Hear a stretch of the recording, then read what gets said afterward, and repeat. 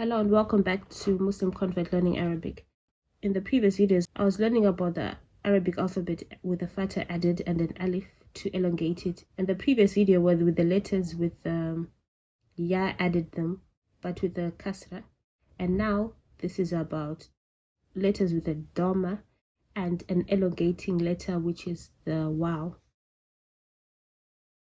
Like this will be u, alif with a dhamma will be u. And then when you have the wow added, it will be oo,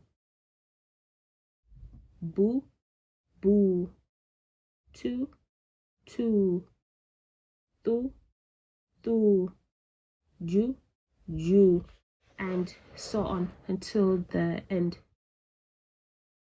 This will be nu, nu, you, and again I'll go back to the Quran and see if I can find an example of this. And here is an example.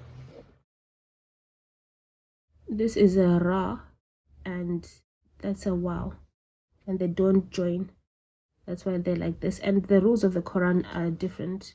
So but this is just identifying what I'm learning here about the wow, and the letter before it has to have a dhamma, which is this case. And here's another example with the wow. The letter before it has a dhamma. That's a ta with the dhamma and the wow, so it would be two. And where's the ta? Here there's a ta with the dhamma and a wow, and that's exactly this one here in the Quran. So